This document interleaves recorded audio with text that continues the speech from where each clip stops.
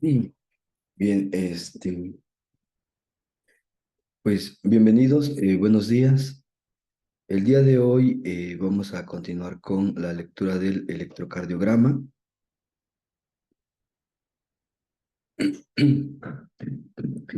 Cualquier pregunta, duda que vayan teniendo, la vamos resolviendo en su momento. Bien, pueden interrumpir también, y poderla seguir ajustando. Mm,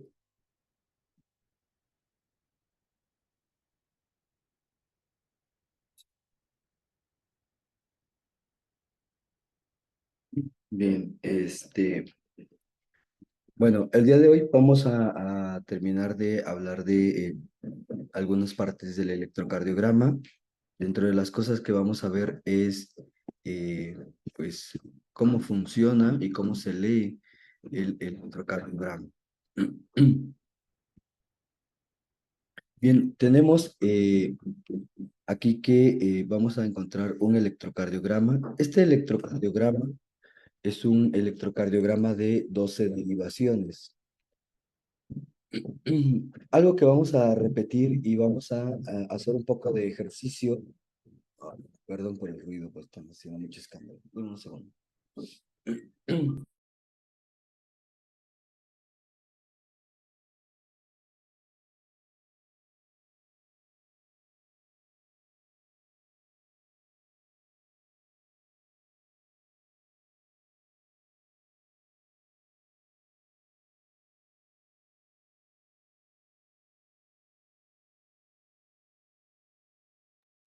Bien, entonces hablábamos del electrocardiograma y vamos a hablar del eje eléctrico. Para hablar del eje eléctrico, vamos a tomar las derivaciones del plano frontal. En algún momento hablamos de derivaciones del plano frontal y del plano horizontal. Dijimos que las derivaciones del plano frontal son de 1, de 2, de 3, ABR, ABL y ABF. Esas son las derivaciones que vamos a tomar para el plano frontal. Bien, para tomar el eje eléctrico, vamos a hacer algunas reglas.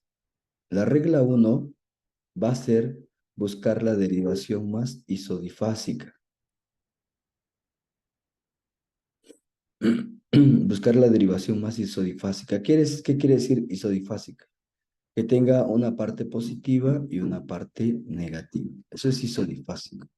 Después de que encontremos la derivación isodifásica, viene la segunda parte. Tenemos que buscar la perpendicular a esa derivación. Perpendicular.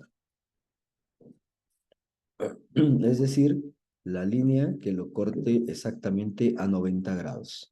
Ajá, esa es la perpendicular.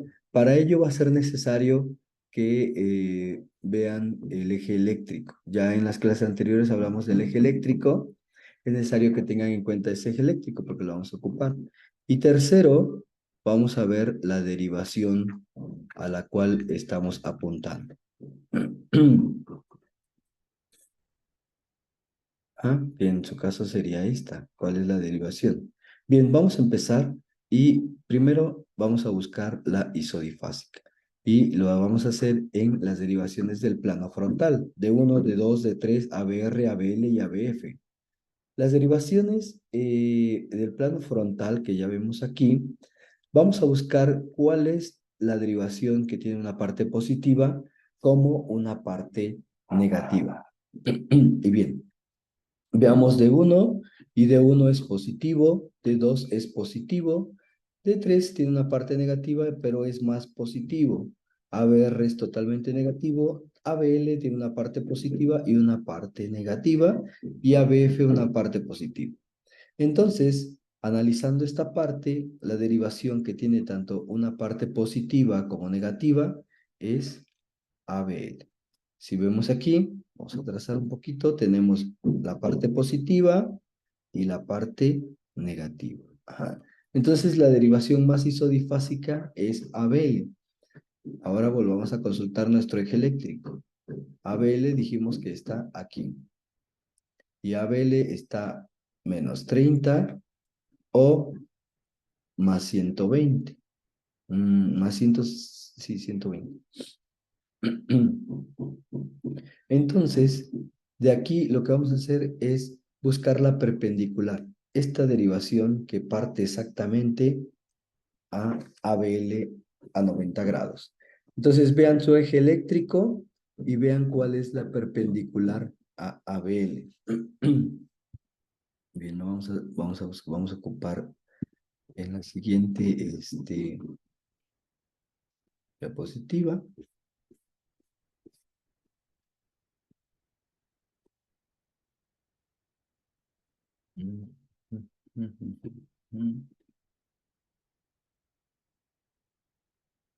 Aquí.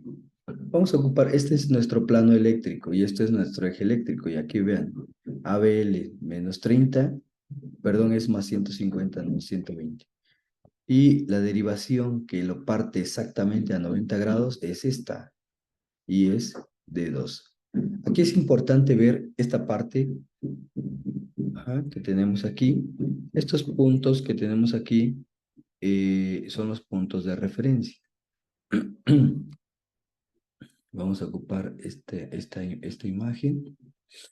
Y bien, tenemos aquí ABL y la derivación que lo parte exactamente a 90 grados es D2. Y D2 tiene una parte positiva a 60 grados y una parte negativa a menos 120 grados. Vamos a regresar a nuestro electro. Y entonces tenemos aquí D2. Esta derivación que parte exactamente a ABL a 90 grados es D2. Entonces nos vamos a D2. Y D2 es totalmente positivo. Dijimos que si es positivo, se va a 60 grados. Y entonces nuestro eje eléctrico está aquí, está en D2. Ajá. Vamos a cambiarlo de color. Y podemos decir que nuestro eje eléctrico está hacia acá, a 60 grados. Entonces, eje eléctrico, 60 grados. Así es como se saca el eje eléctrico.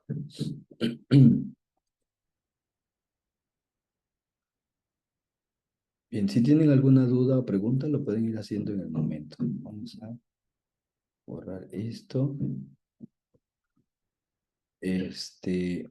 Tenemos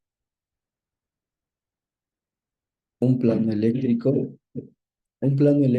que va a tener las funciones del plano cartesiano. Tenemos una parte que va a 0 grados y una parte que va a 90 grados.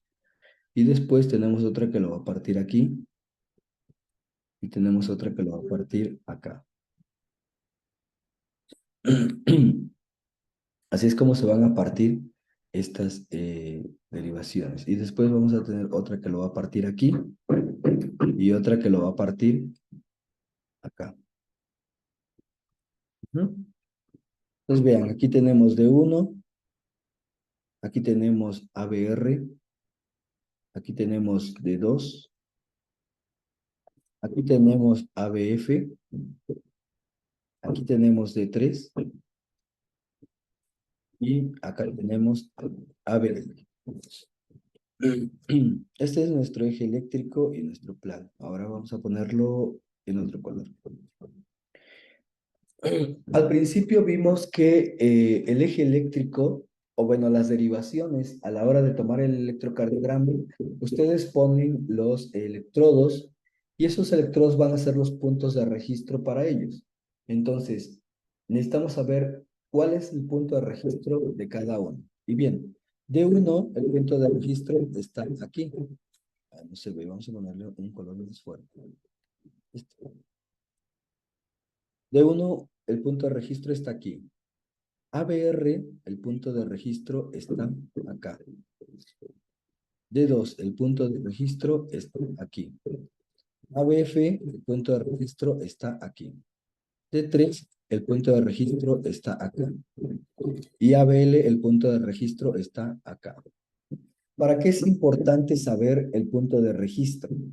Bueno, el punto de registro es importante porque si la onda se dirige hacia el punto de registro, ¿sí?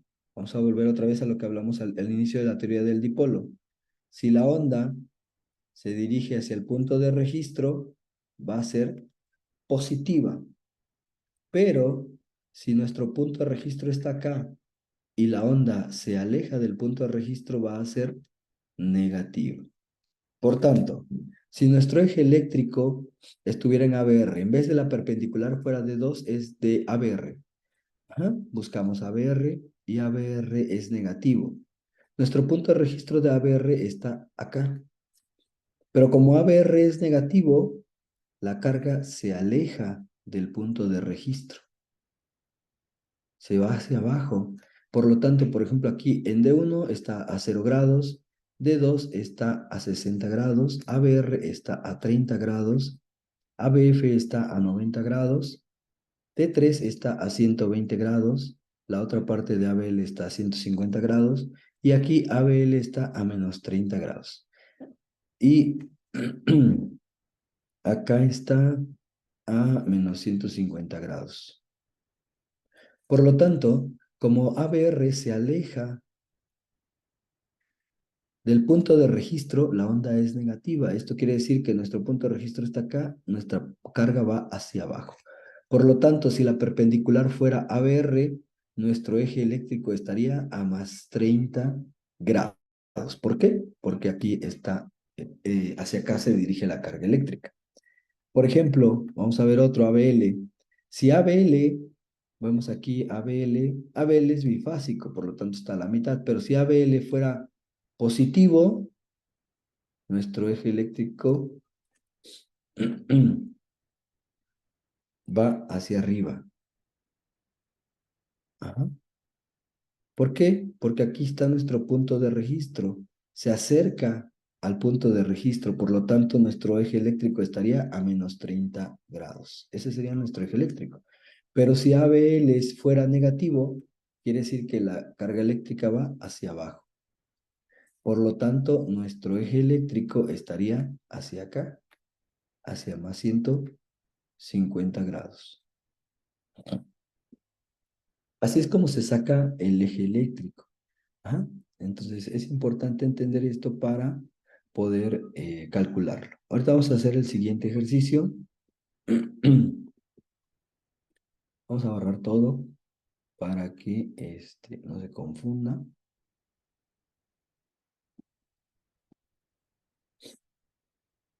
Vamos a borrar todo esto.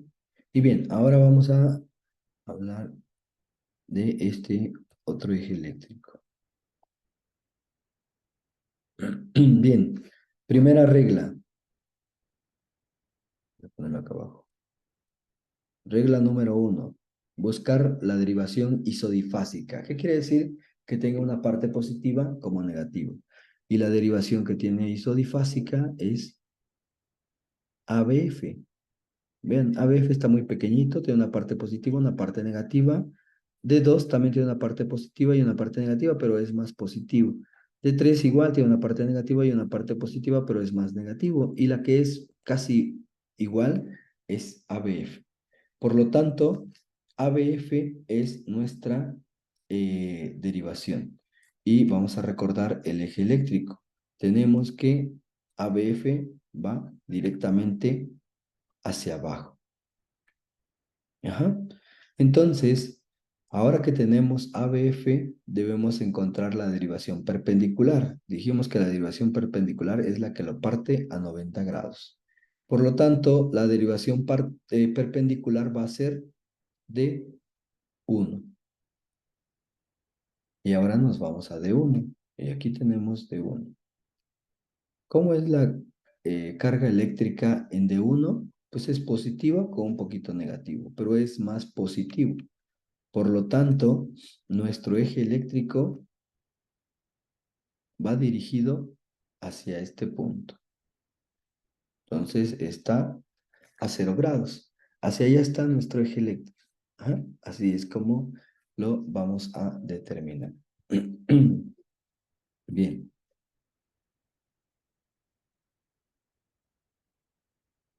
Si hay alguna pregunta, duda, lo podemos ahondar. Igual, nuevamente tenemos nuestra isodifásica. Lo primero es buscar la isodifásica. ¿Cuál es la isodifásica? De 2. Es un poquito más positiva. Esta es más negativa. Este es negativa. Entonces nuestra derivación isodifásica es d 2. D 2 está aquí. Por lo tanto, la línea que lo parte a 90 grados es ABL. Y ABL, vamos a buscar nuestra carga eléctrica en ABL, la tenemos acá, es positiva. Por lo tanto, la carga eléctrica se dirige hacia arriba. Y nuestro eje eléctrico está a menos 30 grados.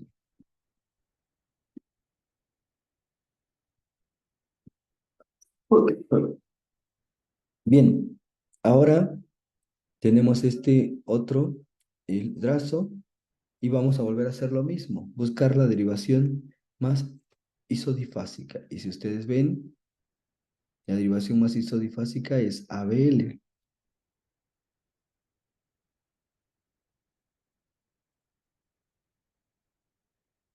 ABL.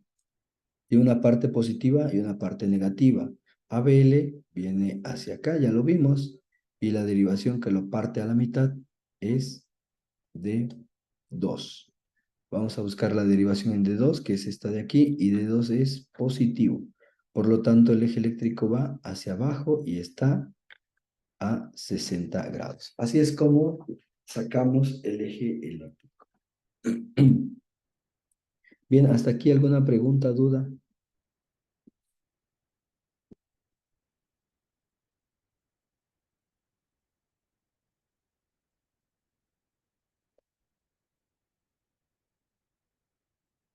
Bien, vamos ahora a ver este electrocardiograma y lo vamos a trabajar un poquito más. Ya analizamos el eje eléctrico, ya analizamos las ondas, intervalos y segmentos y cómo se realiza la lectura del electrocardiograma. La frecuencia cardíaca. Primero, para poder interpretar el electrocardiograma debemos llevar un orden. Y lo primero que debemos de determinar en el eje eléctrico es el ritmo. Y el ritmo aquí es un ritmo, vean los intervalos RR, de aquí a aquí es lo mismo, aquí se acorta, aquí se amplía, aquí se acorta, aquí se acorta, aquí se amplía, aquí se acorta, aquí se amplía. Entonces vean, es totalmente irregular. Entonces ritmo irregular o arrítmico.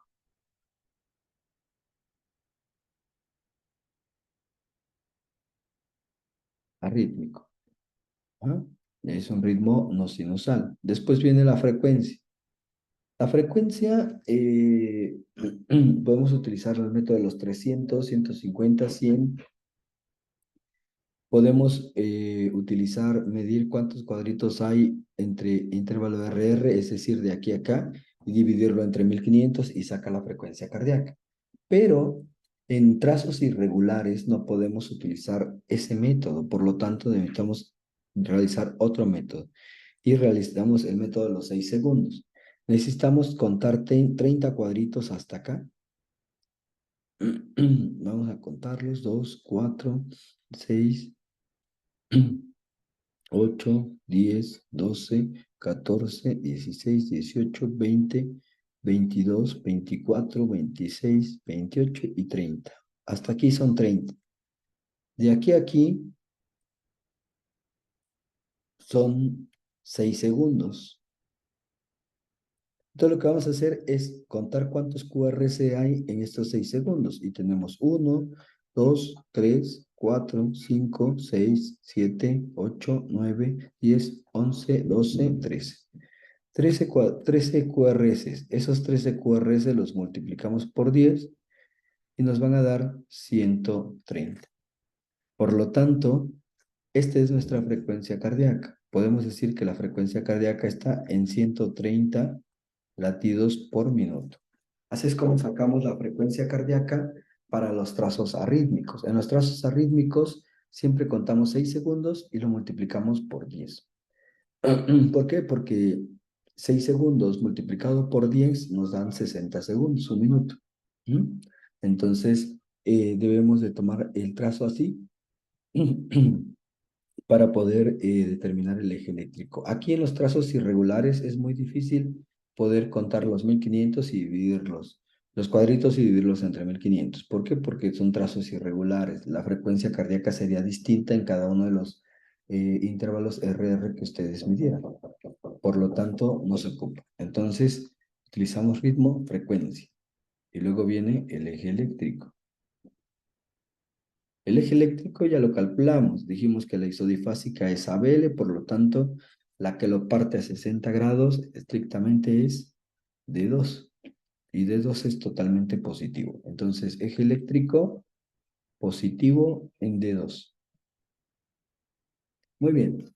Tenemos el ritmo, la frecuencia cardíaca, QRS. Ahora vamos con intervalos y segmentos.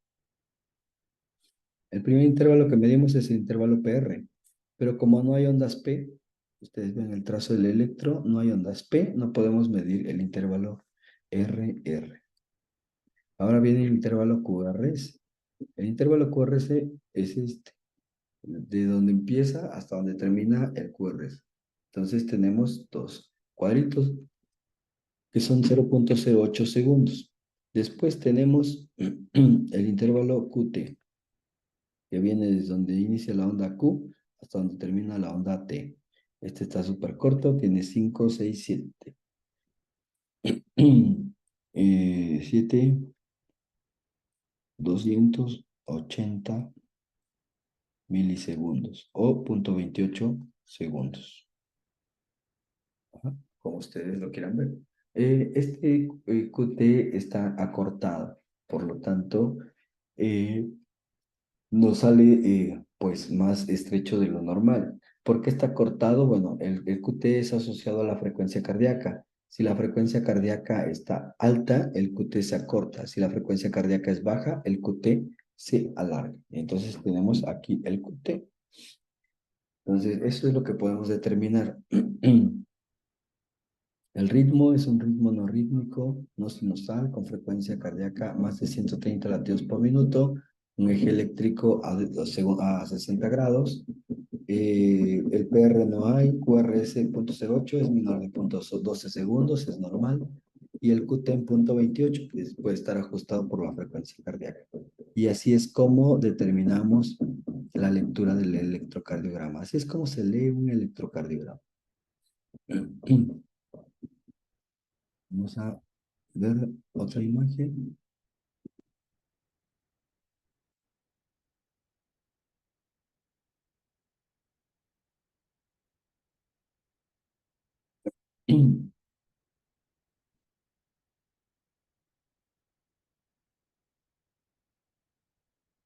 Ahora este trazo de electro. Este trazo de electro podemos determinar la frecuencia cardíaca, sí, a través del... Aquí sí podemos ocupar los cuadritos pequeños. Cada milímetro, de ahí de aquí a aquí, lo dividimos entre 1500 y nos va a dar la frecuencia cardíaca. ¿Es rítmico? Pues sí, sí parece rítmico. Los intervalos RR parecen. Aquí se prolonga, aquí se estrecha. Entonces parece que no, parece que sí es arrítmico. Hay algunos anchos e estrechos. El eje eléctrico. Aquí el eje eléctrico, bueno, la única isodifásica sería ABL. Por lo tanto, el eje eléctrico estaría en D2. Ujú. Intervalos y segmentos, bueno, el PR no lo podemos medir, no tiene ondas P. El QRS aquí sí, y tiene casi 4, casi 5 cuadritos. 0,28 segundos. Por lo tanto, es un QRS amplio. Ajá. Mayor a 12 segundos es un QRS ancho. Menor a 12 segundos es un QRS estrecho. Y así es como medimos el trazo del electrocardiograma. Entonces, vamos a leer otro. Este está aquí. Vamos a leer el primero, que es uno de los más fáciles. Bien, ¿qué es lo que buscamos primero? Primero, el ritmo. ¿Es un ritmo rítmico o es un ritmo arrítmico? Vean las distancias entre los intervalos RR, parecen las mismas. Entonces es un ritmo rítmico.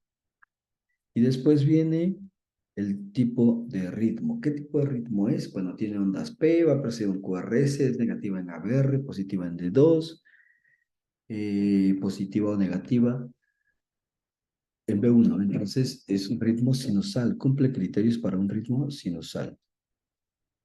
Y después del ritmo, seguimos con la frecuencia cardíaca.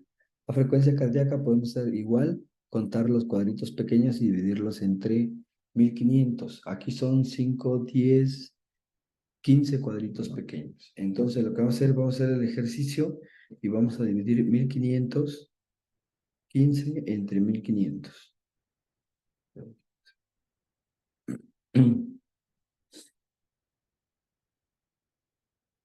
Y nos dan 100. Por lo tanto, tenemos una frecuencia cardíaca de 100 latidos por minuto. Ajá. Ahora vamos a sacar el eje eléctrico, la QRS, ya lo habíamos sacado. El eje eléctrico dijimos que la perpendicular es ABL, por lo tanto el eje eléctrico está en D2. La isodifásica, perdón, la isodifásica es ABL y la perpendicular es D2. Por lo tanto, el eje eléctrico está aquí, a 60 grados, más 60 grados. Los intervalos y los segmentos. Primero el PR. Tenemos aquí la onda P y la onda R tiene 2, 3 cuadritos, punto 16 segundos. El QRS tenemos 2 cuadritos, punto 08. Tenemos el QT, que es de... No tiene. Aquí hay uno. Aquí. Tenemos Q5, como 10 milímetros. Ajá, entonces está en punto 40. Así es como sacamos el QT. Bien, QRST. Ahora vamos a analizar las ondas y los segmentos. Tenemos onda P, es pequeña. QRS se ve bien. Acá sobre todo B1. Aquí se ve una pequeña mosquilla en B1. B2 también. Ajá, la podemos observar, es esta y esta de acá. ¿Ok?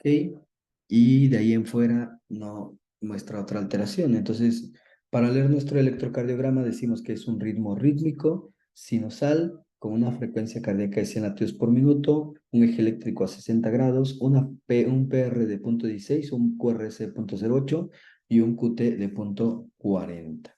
Y lo que vemos aquí es una imagen de muesca en B1. Regularmente se hace esto. Si hacemos esto, que es lo que llaman como orejas de conejo, y en B1 y B2 hablaremos de un bloqueo de rama derecha de las TGIS. Para decir si es completo o incompleto, necesitamos medir el QRS. Si el QRS es mayor a 12 segundos o a punto 12 segundos, es ancho. Si es menor a punto 12 segundos, es estrecho. Por lo tanto, este QRS mide 0.08 segundos, por lo tanto es estrecho. Ajá. Y así es como determinamos el eje eléctrico. Bien, ¿alguna pregunta, duda?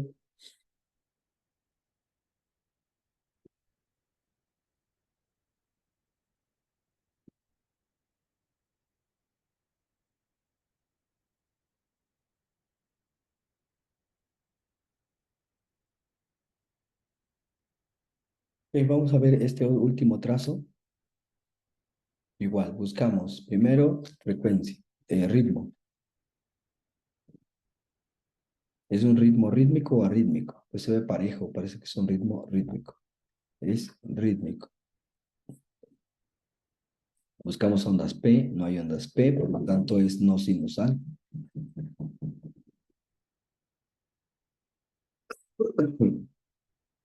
Ahora sacamos el eje eléctrico. Igual buscamos la bifásica. Parece que es de uno. Vean aquí. De uno tiene la parte positiva como negativa. Entonces, de uno está aquí y buscamos la perpendicular. Por lo tanto, la perpendicular de D1 es ABF. Buscamos ABF, está aquí. Y ABF es totalmente positivo. Por lo tanto, la carga eléctrica va hacia abajo. Y el eje eléctrico está a 90 grados. Ahora, la frecuencia cardíaca. ¿Cómo sacamos la frecuencia cardíaca? Igual, contamos cuántos cuadritos hay de aquí a aquí y los dividimos entre 1500. Y aquí tenemos que son 5, 6, 7. Ahora vamos a verlo.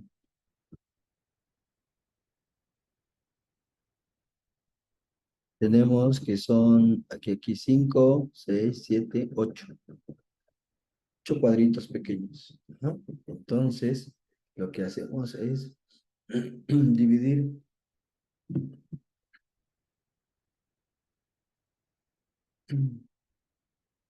1500 entre 8 y nos dan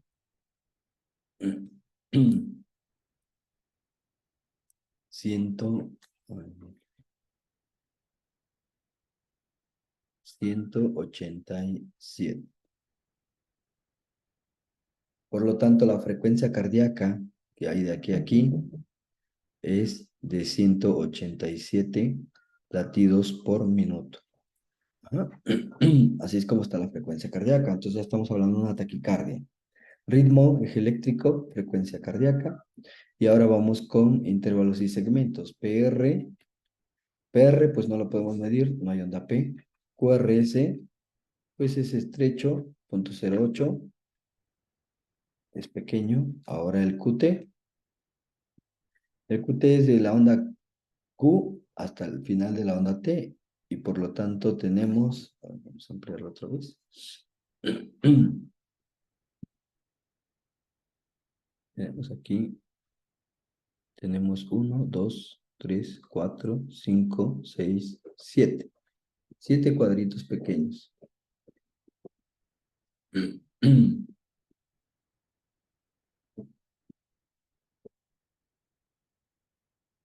Si tenemos 7 cuadritos pequeños, nuestro QT está en 0.28 segundos. Y esto es concordante con la frecuencia cardíaca. Les decía, si la frecuencia cardíaca está alta, el QT se acorta. Si la frecuencia cardíaca es baja, el QT se alarga. Y ahora vamos a analizar las ondas. Tenemos onda P, no hay. QRS, pues se ve bien. En las derivaciones horizontales no ven alteraciones. No hay elevación del ST. Este ST está en la línea. No hay elevación del ST. Pero lo que sí hay es una frecuencia cardíaca muy rápida. Entonces, ¿qué tenemos aquí? Una taquicardia supraventricular, que está latiendo a 187 latidos por minuto, un eje eléctrico a 90 grados, con ondas, intervalos y segmentos normales. Así es como se lee el electrocardiograma. Bien, ¿alguna pregunta, duda? Obviamente en el aula virtual hay más ejercicios para que puedan ustedes seguir practicando, para que ustedes puedan seguir entrenando y haciendo el eje eléctrico y reforzando algunas cosas que lleguen a falta. Si no hay preguntas, dudas, vamos a dejar la sesión el día de hoy. La vamos a dejar en la plataforma. Una pregunta, doctor. Dime, Job. Sí, cuando hay una A ver, taquicardia, cuando hay una mande. taquicardia supraventricular, o sea, siempre está la ausencia de la onda P. Sí, cuando hay una taquicardia supraventricular, la onda P, bueno, no siempre, pero en su mayoría. En este electrocardiograma no quiere decir que la onda P desaparezca, no desaparece. Lo que pasa es que la frecuencia va latiendo tan rápido que la onda P se pierde en el QRS. Si nosotros disminuimos la velocidad del electrocardiograma, dijimos que el electrocardiograma lo debemos de tomar a una velocidad de 25 milímetros por segundo y a 10 milivolts. Si nosotros aumentamos la velocidad del electrocardiograma a 50 milímetros por segundo, nos va a ampliar esas ondas y podremos encontrar la onda P. Ajá, pero aquí no es que no exista, lo que pasa es que está oculta en el QRS y por eso no la vemos. Ajá. Entonces, por eso se pierde. En algunas ocasiones, al final de la onda QRS, hay una especie de muesca.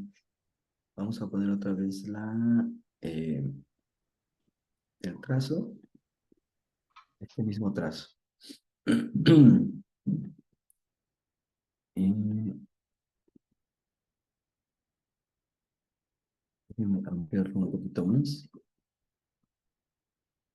Bien. Si ustedes observan y analizan bien las ondas, esta es una onda T. Aquí debería estar la onda P, pero no está. Luego viene el QRS y luego hace esta especie de cubeta aquí. Ajá. Hace esta especie de cubeta aquí, esta especie de cubeta acá. Ajá. No hace un ST plano, debería venir así y hacer esto. Debería estar plano y en vez de hacer plano, hace como una muesca. El problema está en que esta muesca que aparece aquí es la onda P. Como está latiendo tan rápido, el electrocardiograma lo registra en forma tardía y aparece después del trazo. Por lo tanto, tenemos una onda P oculta en este trazo aquí. Ujú. Aquí está oculta la onda P. ¿Sí? Entre todas. Miren. Aquí está esta cubeta que hace ahí. Esa es la onda P. Es una onda P que está entrando después del QRS. El ventrículo está latiendo tan rápido, que la onda P entra tardía. La despolarización sinusal entra tardía. ¿Por qué? Porque está latiendo muy rápido. Esto es correspondiente con una taquicardia. Taquicardia. Las taquicardias supraventriculares, decir taquicardia supraventricular es como decir taquicardia, o sea, son muchísimas. Se dicen supraventriculares porque tienen un QRS estrecho. Todas las taquicardias que tengan QRS estrecho son taquicardias supraventriculares. Las taquicardias que tengan un QRS ancho se consideran como taquicardias ventriculares. Entonces, esto es importante porque las supraventriculares, el problema está arriba. El problema está por arriba del nodo sinoauricular. Tenemos aquí el corazón, las válvulas, las aurículas, y entonces el problema de las supraventriculares está aquí. Y si el QRS es ancho, el problema de las taquicardias ventriculares está acá abajo en el ventrículo. Ajá. Entonces, por eso se llaman taquicardias supraventriculares. Pero de las taquicardias supraventriculares existen una variedad de taquicardias. Estará la fibrilación auricular, estará el flúter auricular, estará la taquicardia auricular multifocal, la taquicardia por reentrada nodal, la reentrada, etcétera. Entonces, un montón. Y este trazo, que tiene una onda P posterior al QRS, es característico de una taquicardia por aquí por reentrada nodal. ¿Por qué por taquicardia por reentrada nodal? El problema es que el impulso viene de aquí a aquí, llega al nodo y del nodo viaja y se distribuye hacia acá. Entonces, esta taquicardia está viniendo y llega y está entrando por esta parte, por aquí. Entonces está entrando después del nodo AB. Por lo tanto, llevamos el trazo, el QRS y aparece aquí la onda P. ¿Por qué? Porque está entrando después de la zona de disparo que ya apareció acá. Entonces es una onda P tardía, por eso es negativa. porque la está registrando después. Ajá. Hay otras taquicardias que entran acá arriba y entonces la onda P va a ser positiva o exactamente en el nodo AB y entonces se consideran taquicardias con QRS estrecho. Entonces, prácticamente lo que va a ocurrir aquí es, dependiendo del tipo de taquicardia, si es QRS estrecho, la taquicardia va a tener un QRS menor a 0,12 segundos. Si es un QRS ancho, la taquicardia va a tener un QRS mayor a 0,12 segundos. Y sí, obviamente, por ejemplo, la taquicardia ventricular que tiene un QRS ancho, el trazo que vimos que tenía ondas muy gruesas, ese sí no tiene ondas P. ¿Por qué? Porque la zona de disparo viene por debajo del nodo auriculoventricular. Entonces, como viene por debajo del nodo auriculoventricular, no hay onda P. La onda P está abolida. Entonces, así es como vamos a ocupar, encontrar los trazos. En las taquicardias con QRS estrecho, la onda P puede estar oculta. En las taquicardias con QRS ancho, no hay ondas P. Pero esa es la respuesta, Job. No sé si quedó claro. Sí, claro. Sí, sí Ujú. quedó. Y luego, otra pregunta. Sí. Para todas las taquicardias, o para la mayoría de ellas, ¿se pudiera usar la maniobra de Valsalva para no utilizar tratamiento de medicamento? Mm, pues de preferencia, bueno, no en todas, solamente está indicada para las taquicardias supraventriculares que vienen del nodo sinusal. Todas las taquicardias con QRS estrecho se puede usar la maniobra de Valsalva, cualquiera de las que, bueno, ya hay diferentes maniobras de Valsalva. Está pues la presión ocular, el aguantar la respiración, el estimular dolor. Incluso esta otra técnica que no me acuerdo cómo se llama, que los pones los sientas y los acuestas rápidamente y levantas las piernas. Se me olvidó el nombre de la técnica, pero esa también puede funcionar. ¿Cuál es el problema? Que las maniobras pagales, este, muchas veces, no todas las taquicardias responden, algunas sí, sobre todo las que son por reentrada y las que están en el nodo sinusal, esas sí van a responder. Segundo, el estímulo de los senos carotidios, eso también luego se asocia a desprendimientos de placas de ateroma y pueden generar trombosis. Y bueno, las otras son mucho más molestas, ¿no? Estimular la presión ocular que da dolor o la estimulación de dolor en los dedos, también eso es un poco molesto. Entonces, sí se pueden ocupar, pero de preferencia en las taquicardias con QRS estrecho. ¿O que se pudieran utilizar más como tratamiento prehospitalario o en caso de emergencia? O sea, en caso de que no tengas medicamento. Pues también en la zona, en la entrada a urgencia se pueden utilizar como primera medida y ver la respuesta. O sea, sí. Lo que sí, pues obviamente tienes que estarlo vigilando y monitoreando por el cambio que pueda hacer, ¿no? Pero sí se pueden hacer. Muy bien. Por ejemplo, yo creo que también hay riesgo, ¿no? Al momento de hacer la maniobra de Valsalva, si cuando están sentados y los levantan, Mm. que el paciente tenga problemas de trombosis en piernas, también pudiera ocurrir ahí también un Sí, desprendimiento. o incluso, por ejemplo, en los pacientes mayores que ya algunos tienen vértigo, se puede estimular todavía mucho más y se descompensa más. Ajá. Sí, entonces, pues de preferencia se usan en pacientes jóvenes y cuando Joven. son taquicardias sinusales que son asociadas a estrés.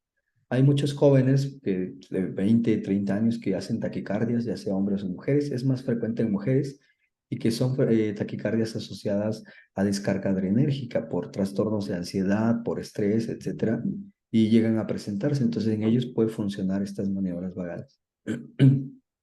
Ok, perfecto. Muchas gracias. Muy bien, bueno, si no hay alguna otra pregunta, duda, les digo, en el aula virtual están pues los videos y ahí podremos encontrar todas estas actividades para que sigan complementando y entendiendo cómo se interpreta el electrocardiograma. Fue un placer estar con ustedes y les dejamos el video en el aula virtual. Saludos. Saludos, muchas gracias. Gracias. Hasta luego.